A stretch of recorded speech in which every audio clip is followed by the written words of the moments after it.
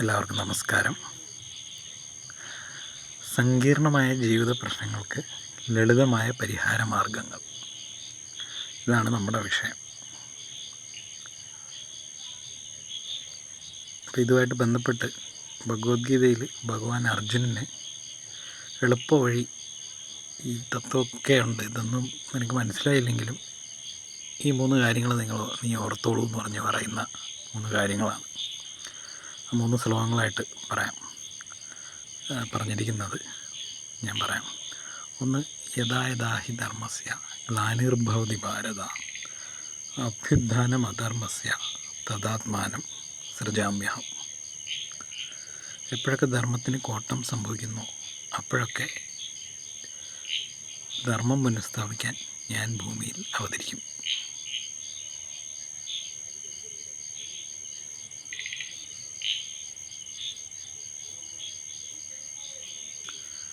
അടുത്തത്, പരിത്രാണായ സാധൂനാം വിനാശായ ദുഷ്കൃതം ധർമ്മ സംസ്ഥാപനാർത്ഥായ സംഭവാമി യുഗേ യുഗേ.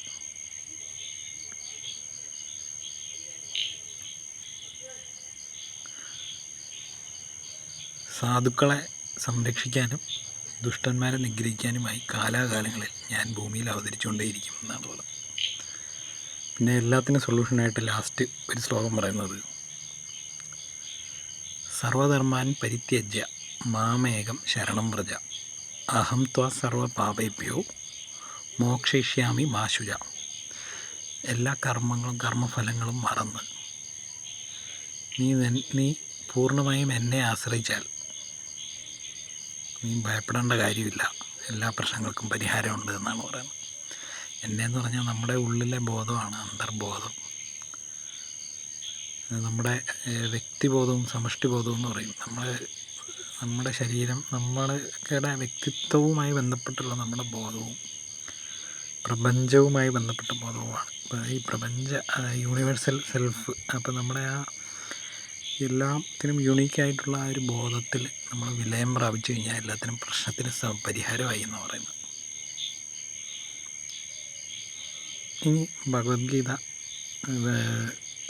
ഋഷി വേദവ്യാസൻ 7 ശ്ലോകങ്ങളായിട്ടാണ് ആദ്യം അത് രചിച്ചതെന്ന് പറയുന്നത്. അതായത് ഈ ഭഗവാൻ കൃഷ്ണൻ അർജുനന് ഈ യുദ്ധക്കളത്തിൽ നിന്നുകൊണ്ട് അവിടെ അവർ തമ്മിൽ നടന്ന ആന്തരിക സംവാദം ജ്ഞാനദൃഷ്ടിയിൽ ഈ വേദവ്യാസൻ ഗ്രഹിച്ചറിഞ്ഞു എന്നാണ് പറയുന്നത്. അദ്ദേഹത്തിൻ്റെ സൂക്ഷ്മഗ്രഹണ ശക്തി കൊണ്ട് അദ്ദേഹം അത് മനസ്സിലാക്കി അത് 7 ശ്ലോകങ്ങളാക്കി എഴുതിയതാണ് ആദ്യം. അത് പിന്നീട് വിശദീകരിച്ചതാണ് ഇത്രയും ശ്ലോകങ്ങളുള്ള ഭഗവത്ഗീത എന്നാണ് പറയുന്നത്. അപ്പോൾ ആ 7 ശ്ലോകങ്ങളുടെ ആശയം ഞാൻ പറയാം. അതിൽ അതായത് സ്ഥിതപ്രജ്ഞൻ, അതായത് മനസ്സ് ദൃഢമായി ഉറച്ച ഒരു വ്യക്തി, അങ്ങനത്തെ ഒരവസ്ഥയിൽ വരണം എന്നാണ് പറയുന്നത്. അതാണ് ഒരു സ്റ്റഡി മൈൻഡ് ഉണ്ടാക്കിയെടുക്കണം എന്നാണ് പറയുന്നത് ആദ്യത്തെ ഇത് പറയുന്നത്. എങ്കിലേ നമുക്ക് ജീവിതം ആസ്വദിക്കാം, അല്ലെങ്കിൽ നമ്മൾ മനസ്സ് തളർന്നു പോകാതിരിക്കുള്ളൂ, അല്ലെങ്കിൽ നമുക്ക് ഭംഗിയായി കാര്യങ്ങൾ ചെയ്യാൻ പറ്റുള്ളൂ. ഇനി ഇതിന് തടസ്സമായി നിൽക്കുന്നത് എന്തൊക്കെയാണെന്നാണ് പറയുന്നത്. അതായത് ഭൗതിക വിഷയങ്ങൾ, മെറ്റീരിയൽ ഡിസയേഴ്സ്, ഇന്ദ്രിയ വിഷയങ്ങളുമായി ബന്ധപ്പെട്ട് ഇന്ദ്രിയ വിഷയങ്ങൾ നമ്മളെ സ്വാധീനിക്കാൻ തുടങ്ങിയാൽ നമ്മൾ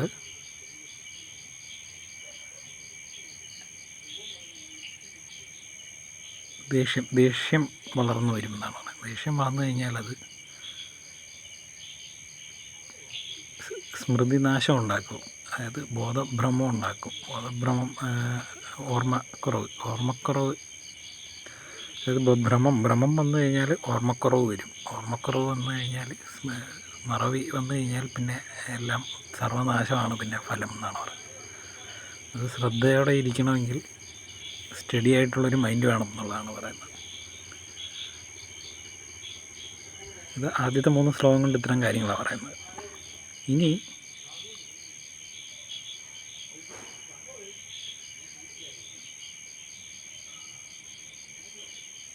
ഇതിങ്ങനെ സംഭവിച്ചു കഴിഞ്ഞാലുള്ള പരിഹാരം പറയുകയാണ്. വിഷയങ്ങളിൽ അകപ്പെട്ടു പോയി കഴിഞ്ഞാലുള്ള പരിഹാര മാർഗ്ഗങ്ങളാണ് പറയുന്നത്. അതായത് വിഷയങ്ങളിലൊക്കെ ഏർപ്പെട്ട് ജീവിച്ചാൽ കൂടി അതിനോട് അടിമപ്പെട്ടു പോകാതെ മനസ്സിനെ നിയമം ചെയ്യാൻ അല്ലെങ്കിൽ കൺട്രോൾ ചെയ്യാൻ പറ്റുന്ന ഒരാളെ സംബന്ധിച്ച് എന്ത് കാര്യങ്ങളിൽ ഏർപ്പെട്ടാലും അതൊന്നും ഒരു പ്രശ്നമല്ലെന്നാണ് പറയുന്നത്. ആണ് കുറച്ച ബോധം വളർത്തിയെടുത്ത അതിനാണ് ഒരു പ്രാക്ടീസ് വേണം എന്ന് പറയുന്നത്. ഒരു സ്പിരിച്വൽ പ്രാക്ടീസ് അതിനു വേണ്ടിയാണ് പറയുന്നത്. കാരണം നമുക്ക് വെറുതെ ചുമ്മാ അങ്ങനെ ഒരു സ്റ്റഡി മൈൻഡ് അല്ലെങ്കിൽ ഒരു ഉറച്ച മനസ്ഥിതി അങ്ങനെ ചുമ്മാ ഉണ്ടാകത്തില്ല. അതിന് പരിശ്രമം ആവശ്യമാണ്. ഒരുപക്ഷെ ഇപ്പം നമ്മൾ സ്മാർട്ടായിട്ടായിരിക്കും ഇരിക്കുന്നത്, പക്ഷേ എപ്പോഴും അതുപോലെ ഇരിക്കാൻ പറ്റണം എന്നുള്ളതാണ് പറയുന്നത്. സ്ഥിരബുദ്ധി ഉണ്ടാവണം എന്നുള്ളത്. ഇനി അഥവാ അങ്ങനെ കൺട്രോൾ ചെയ്യാൻ പറ്റാത്ത ഒരാളെ സംബന്ധിച്ച് ജീവിതം ഒരു ദുരന്തമായിരിക്കും എന്നാണ് പറയുന്നത്. അവനെ കൊണ്ടൊരു രക്ഷയില്ല എന്നാണ് പറയുന്നത്. അതാണ് ഭഗവത്ഗീതയിൽ പറയുന്നത്.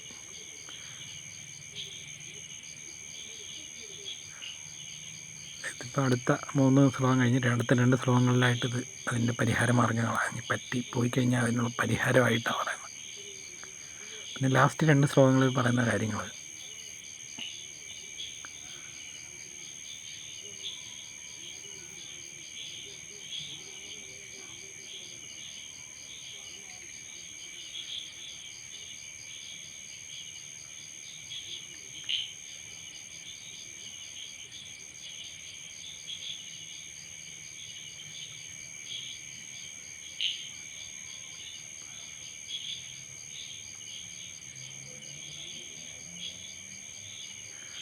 അതായത് സ്വധർമ്മം പരധർമ്മത്തെക്കാൾ ശ്രേഷ്ഠം സ്വധർമ്മമാണ്.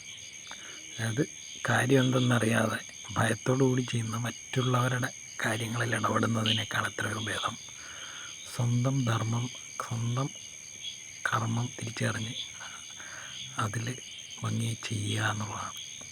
അങ്ങനെ ചെയ്യുന്ന ഒരാളെ സംബന്ധിച്ച് മരണം പോലും ശ്രേയസ്കരമാണെന്നാണ് പറയുന്നത്. ഏറ്റവും അവസാനമായിട്ട് പറയുന്ന ശ്ലോകം, വെറുതെ ഇരുന്നത് കൊണ്ട് മാത്രം സമാധാനവും സന്തോഷവും കിട്ടത്തില്ല. കർമ്മത്തിലൂടെ മാത്രമാണ് ഒരു പൂർണ്ണതയും മോക്ഷവും ഒരു വ്യക്തിക്ക് ലഭിക്കുകയുള്ളൂ. അത് പൂർണ്ണതയിലെത്താൻ പറ്റുള്ളൂ എന്നാണ് പറയുന്നത്.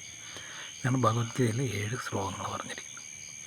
പിന്നെ ഈ നമ്മുടെ ജീവിതം ശരിയായ രീതിയിൽ ജീവിക്കാൻ ഈ ഭഗവത്ഗീതയിലെ ഫുൾ ആശയങ്ങൾ ഉൾക്കൊള്ളാൻ പാകത്തിന് 2 കാര്യങ്ങൾ മനസ്സിൽ വെച്ചാൽ മതി എന്ന് പറയുന്നത്. അത് ഒന്ന്, പരോപകാരമേ പുണ്യം പാപമേ പരപീഡനം. മറ്റുള്ളവരെ ഉപദ്രവിക്കുന്നത് പാപവും മറ്റുള്ളവർക്ക് ഉപകാരം ചെയ്യുന്നത് പുണ്യവും എന്നാണ്. അടുത്തതായിട്ട് പറയണത്, അവനവൻ ആത്മസുഖത്തിനെ ആചരിക്കുന്നവ അപരന് സുഖത്തിനായി വരണം.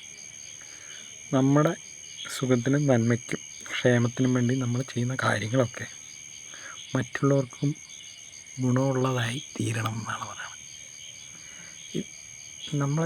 നമ്മുടെ ജീവിതചര്യ നമ്മൾ ചിന്തിക്കുന്നതും പ്രവർത്തിക്കുന്നതും ഒക്കെ ഇതിന് യോജിച്ച രീതിയിലാണെങ്കിൽ കാര്യങ്ങളൊക്കെ ഭംഗിയായി പൊക്കോളും എന്നാണ് പറയുന്നത്. ജീവിതം മനോഹരമായിരിക്കും എന്നാണ്, പ്രകൃതിക്ക് അനുയോജ്യമായിരിക്കും എന്നാണ്. അത് ഇപ്പോൾ ഞാൻ ഈ ഹാർട്ട്ഫുൾനെസ് പ്രാക്ടീസിലൊക്കെ നമ്മുടെ ഗുരുക്കന്മാർ പറഞ്ഞിട്ടുള്ള കാര്യമാണ്. നമുക്ക് വ്യക്തിബോധവും സമഷ്ടിബോധവും ഉണ്ട്.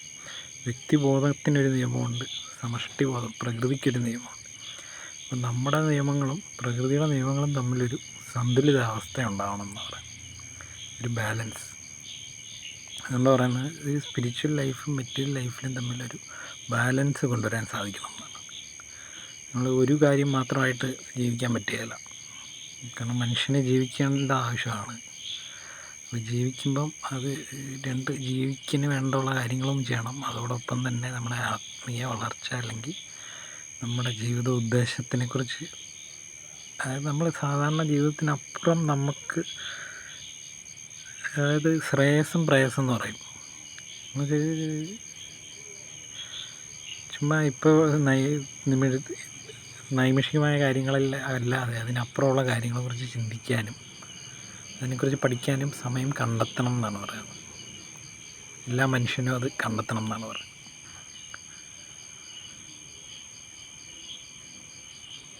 അതായത് ഏറ്റവും നമുക്ക് വെക്കാൻ പറ്റുന്ന ഏറ്റവും ഉന്നതമായ ലക്ഷ്യം മനസ്സിൽ വെച്ചുകൊണ്ട് വേണം ജീവിക്കാൻ എന്നാണ് പറയുന്നത്. അപ്പം ജീവിതം മനോഹരമാകും, സിമ്പിളാകും, ലളിതമാകും. ഇതൊക്കെയാണ് ആത്മീയ പരിശീലനം കൊണ്ട് ഉദ്ദേശിക്കുന്നത്. ഞാൻ മനസ്സിലാക്കിയ കാര്യങ്ങളാണ് ഷെയർ ചെയ്ത്. നിങ്ങൾക്ക് നിങ്ങളുടെ വ്യൂസൊക്കെ കമൻറ്റ് ബോക്സിൽ ഷെയർ ചെയ്യണം. എല്ലാവർക്കും നന്ദി, നമസ്കാരം.